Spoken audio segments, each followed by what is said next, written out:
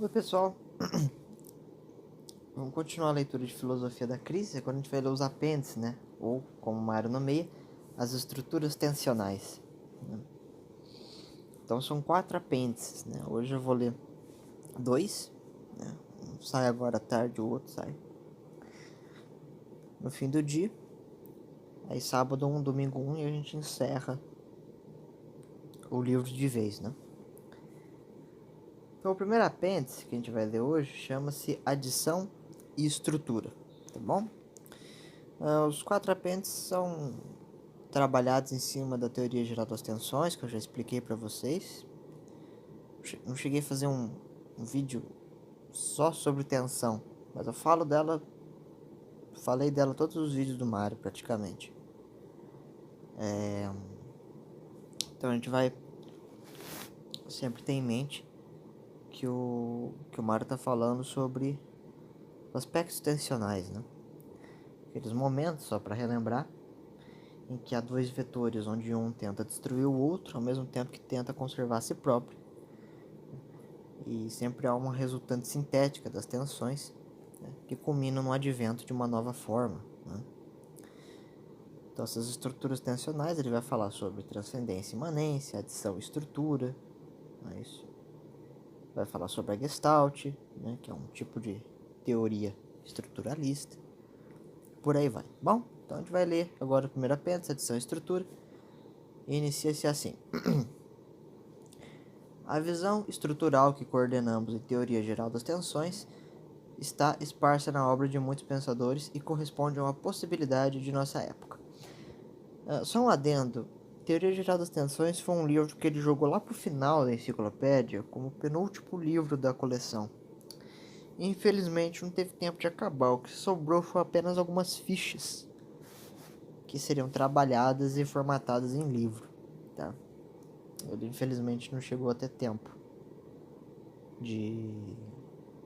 Assim, a teoria geral das tensões, veja bem, ela está desenvolvida na obra do Mário, nos livros acabados, mas o livro sobre a teoria geral das tensões não foi terminado, né? Mas a teoria é legal. Você não precisa do livro Teoria Geral das Tensões para entender a teoria geral das tensões, né? Porque ele explicou ela a, durante todo o seu trabalho filosófico. E decidiu escrever, deixar o livro para depois, né? Acabou não dando certo.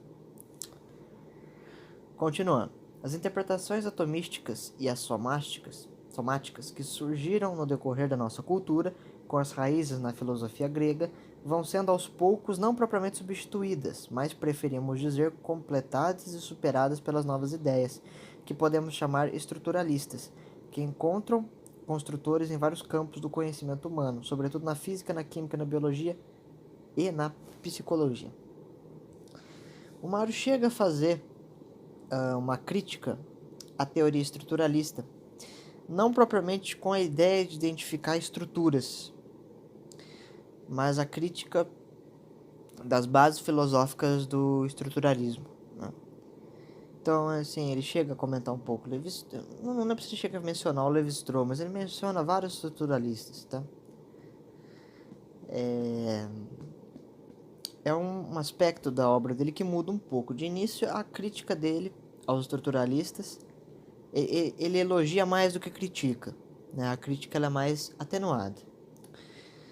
A partir do filosofia concreta, essa crítica ela começa a ser mais intensificada. Há mudança, né? Isso é muito comum, tá? Porque a filosofia, como eu já disse, não está no livro, está no filósofo, tá? E o filósofo muda com o tempo porque a gente muda com o tempo, tá?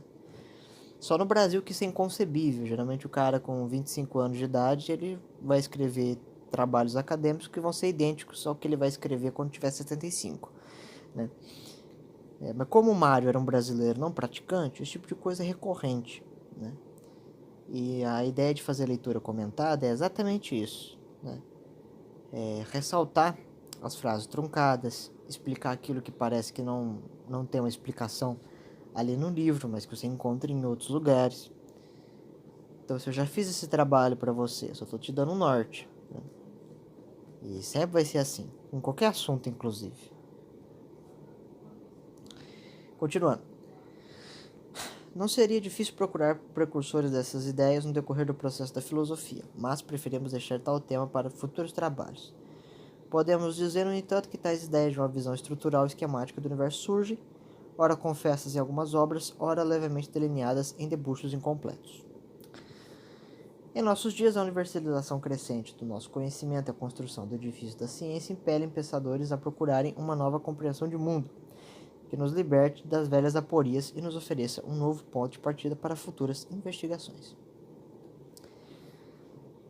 Vemos, assim, delinear-se tal compreensão imprecisa, mas já afirmadora, na concepção heideggeriana do ser no mundo, que ele desce o sarrafo na fase 2 da enciclopédia, na biologia de Huxley, e ainda em cores já vivas e em contornos nítidos na obra de Kafka, Wertheimer, Kohler, Ruyer, Spranger e sobretudo na de Piaget, sem qualquer desmerecimento aos não citados, mas a cujos trabalhos ainda não referiremos em oportunas ocasiões. O Wertheimer, o Kohler, o Kafka, até mesmo o Piaget, são aqueles autores da Gestalt. O Piaget nem tanto, né? O Piaget tem um pensamento próprio, mas esses outros aqui que ele citou são autores da Gestalt Theory, tá bom?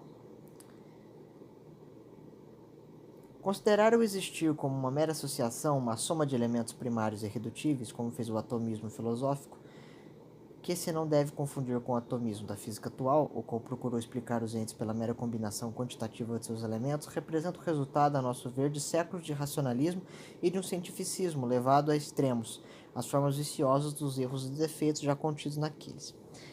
Isso aqui é importante saber, tá? Geralmente, o professor de ensino médio vai falar que os atomistas gregos são os precursores do atomismo, oitocentista, vintocentista e tal. Mentira, tá? O átomo que os gregos procuravam é um átomo metafísico. O átomo dos atomistas vitocentistas é puramente quantitativo, tá bom? Por favor, não levem o prof do ensino médio a sério, tá?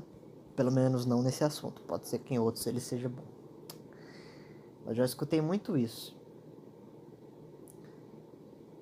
Quando se deu a estruturação do saber religioso em nossa cultura, através desse grandioso movimento filosófico que foi a escolástica, tão mal compreendida e interpretada por aqueles que a não estudaram ou não puderam acompanhá-la em suas sutis análises, a tendência ao racionalismo, a valorização da razão, como as tendências intelectualistas e o idealismo exagerado, já estavam contidas no arcabouço da escolástica, como possibilidades a serem atualizadas, se encontrassem condições predisponentes satisfatórias. Na verdade, todas essas posições são produtos de uma diácrise das positividades que a escolástica havia concrecionado, né? O Mário não trata apenas a filosofia dele como filosofia concreta, né?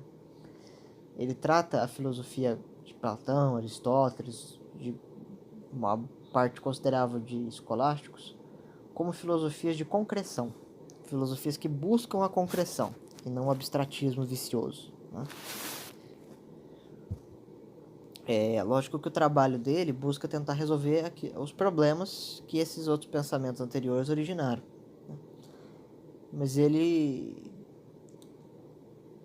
considera que o projeto que ele está fazendo é uma retomada de projetos anteriores e não uma completa novidade, como o Sr. Carlos Nogueira geralmente fala nos seus vídeos.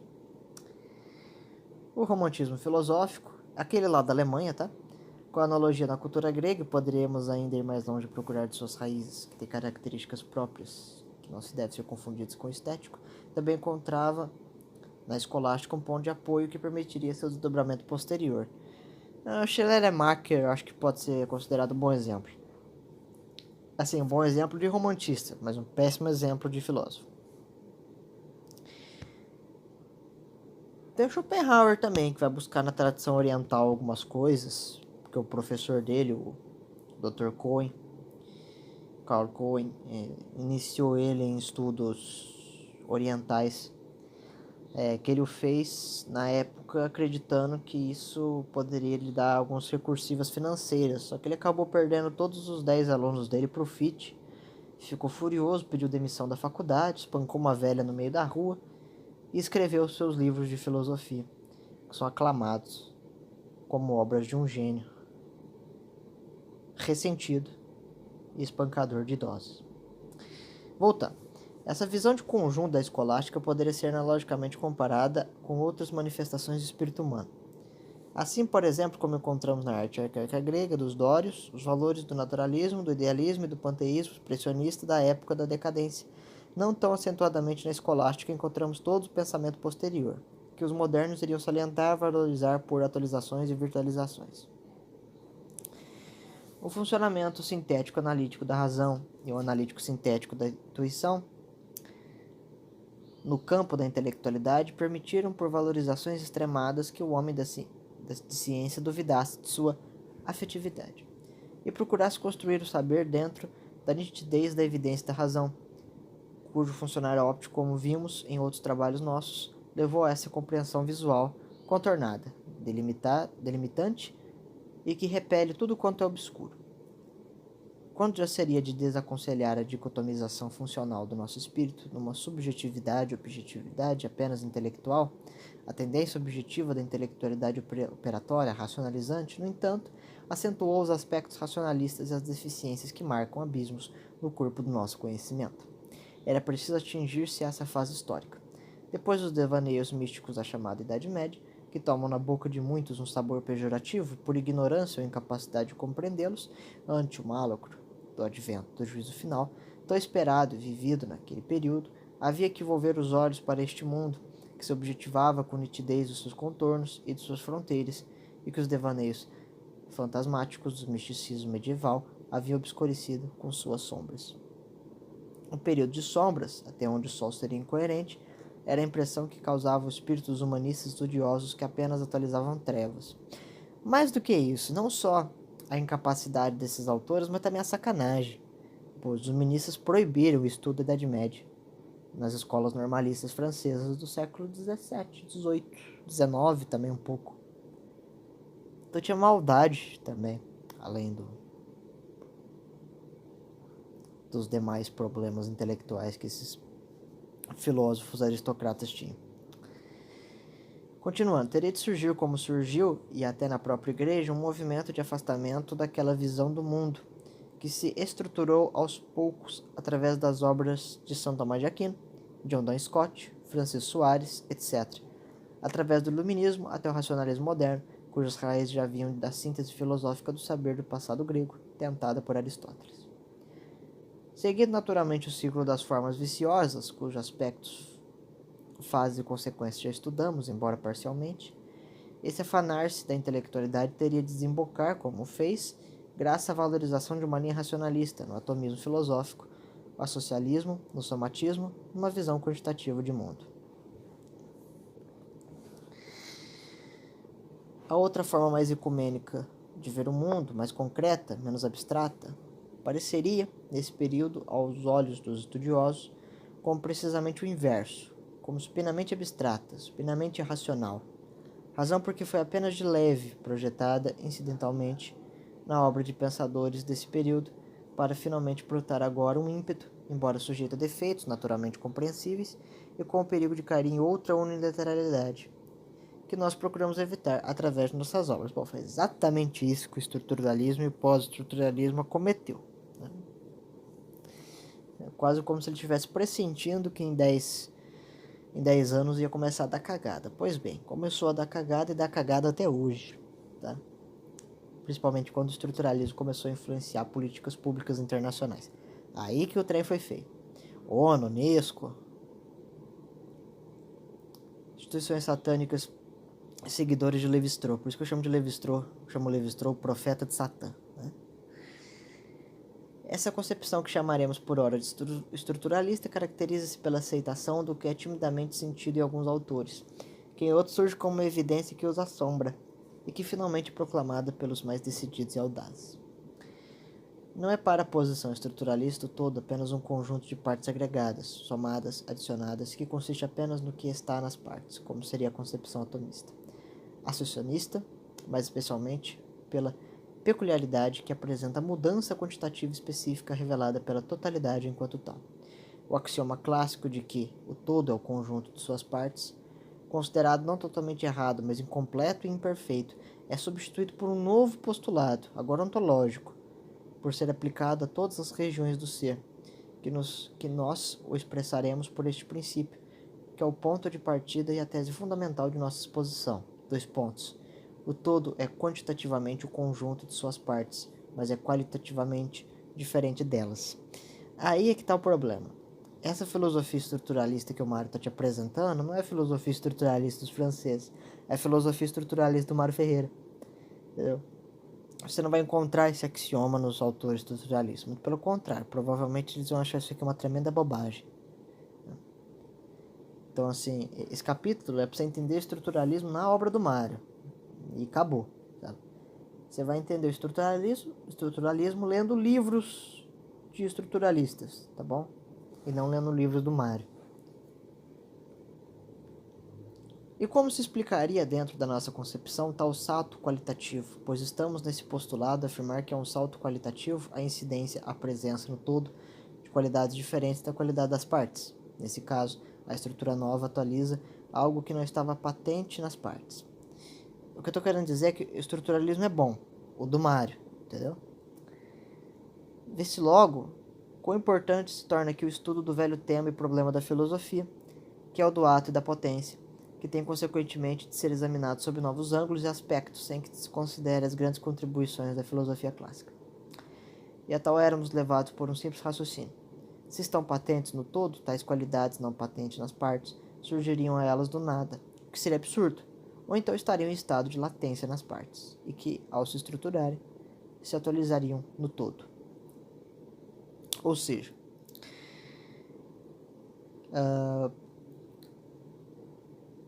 se as coisas relativas aos atos das potências fossem um puro nada, então não seriam potência, mas sim um puro nada.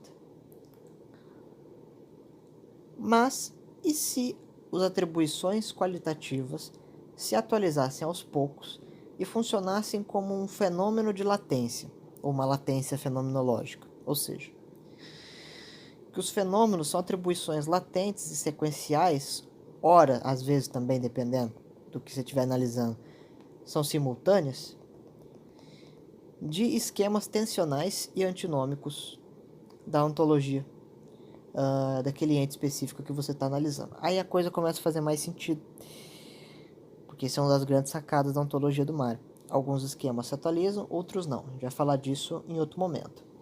Mas alguns esquemas se atualizam, eles são todo um complexo tensional. E a vitória desses elementos resulta na presença de esquemas de informações identitárias, cargas informativas identitárias, percebidas pelo sujeito cognoscente na contemplação do fenômeno. Então, na pura contemplação do fenômeno, já está contido, né, percebendo a latência dos fenômenos, já está contido todo o arcabouço tensional do ente, que se revelou dentro da onticidade, mas cujo fundamento não reside na ontocidade, já que são formas e materiais, reside na metafísica, na ontologia geral. Entende? Continuando. Veríamos que os elementos têm qualidades que se mantêm em estado de latência, mas que se atualizam quando formam com outros uma estrutura. Né? Por quê? Porque aí formam o que o Mário vai chamar depois de constelação tensional. São um conglomerado de esquemas, eles não aparecem de maneira una e isolada. Né? Eles têm identidade, eles são unos por si só. Mas eles não aparecem somente, né? Ou seja, isolados. Eles vão aparecendo juntos. E essa junção, que é resultante do processo tensional, dá o advento a uma nova forma. Só que é uma nova forma em ato. Por que em ato? Porque essa forma já estava contida em potência. Então, a forma potencial resulta das constelações tensionais, e o resultado das constelações tensionais é a concreção no mundo cronotópico, no mundo da latência fenomenológica, da potência, da forma em potência. entendeu? Então, assim, o advento de uma nova forma, na verdade, a gente pode ter substituído por o advento de uma nova circunstância daquela velha forma, que outrora em potência, agora em ato. As constelações, elas são potensões, são tensões que podem, ou seja, elas são, na esfera metafísica, um tipo de movimento também. Aquilo que o Platão chamava de auxésio, né?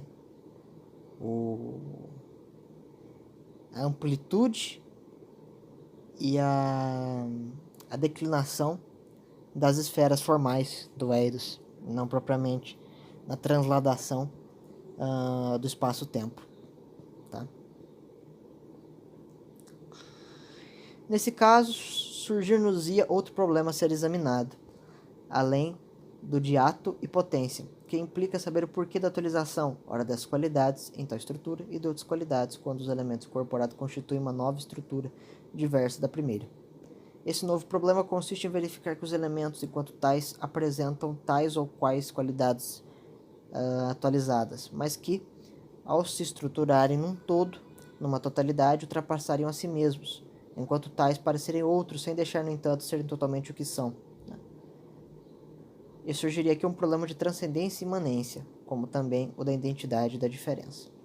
Não seria difícil fazer que a concepção estruturalista nos leva a tanger outra vez todos os grandes problemas da filosofia, mas sob novos aspectos e em novos campos. O todo apresenta em sua estruturalização qualidades diferentes, pois a própria soma, enquanto tal, já é um diferente, como bem mostrou Demy Bourdieu, que foi um grande filósofo do século XX. Não poderíamos, portanto, dar, embora em visão geral, a tese fundamentais da nossa teoria das tensões, sem que precedêssemos o estudo de uma explanação de tais conceitos, fundamentalmente importantes para a boa inteligência do que vamos tratar.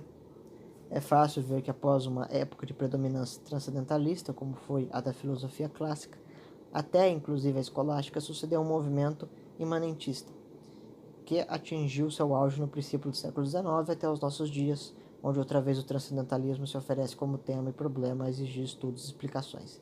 Estamos sujeitos à lei da alternância, a lei universal do nosso acontecer cósmico. A uma unilateralidade sucede outra inversa, que é uma lei da história do pensamento humano. Mas dá-se aqui outro aspecto que não poderemos deixar de salientar. É que podemos superar essa própria lei, que sempre indica uma sucessão. Para considerá-la contemporaneamente, e tal nos obriga a construir uma dialética antinomista, trágica até certo ponto, para aceitar a constante presença dos vetores inversos, irredutíveis sempre, necessários ambos para a compreensão da totalidade, como tivemos a ocasião de mostrar em nosso Lógica e Dialética. Por essa razão, tivemos de construir uma metodologia nova que fosse capaz de nos servir de veículo hábil para dar uma nova ordem pensamental, com a construção de novos esquemas através do imenso caos de ideias e fatos. A decadialética trabalha com seus 10 campos antinômicos e a pentadialética com seus 5 planos, como método de análise, a dialética simbólica como método apofânico e epifânico na busca dos logoi analogantes, que analogam os fatos, e, afinal, o Logo Supremo, subordinado aos 4 tempos do conhecimento, oferece-nos a possibilidade de construir uma lógica existencial dialética dos conjuntos, uma lógica concreta, e dar-nos assim uma nova visão livre de unilateralidades e de imprevisíveis consequências. O que é perfeito, esses logos analogantes, ou aritmos analogantes, também dá para chamar assim, são o que dá a tectônica, né? Os hábitos das estruturas tensionais, né? Todos subordinados às leis eternas, obviamente. Não podemos estudar a teoria geral das tensões neste livro, mas vamos apenas abordar certos pontos que nos podem auxiliar para a melhor compreensão da filosofia da crise. Aí mais tarde eu faço o Transcendência e Imanência, é um capítulo um pouquinho maior, mas ele é bem facinho, ele não cansa muito não. Bom,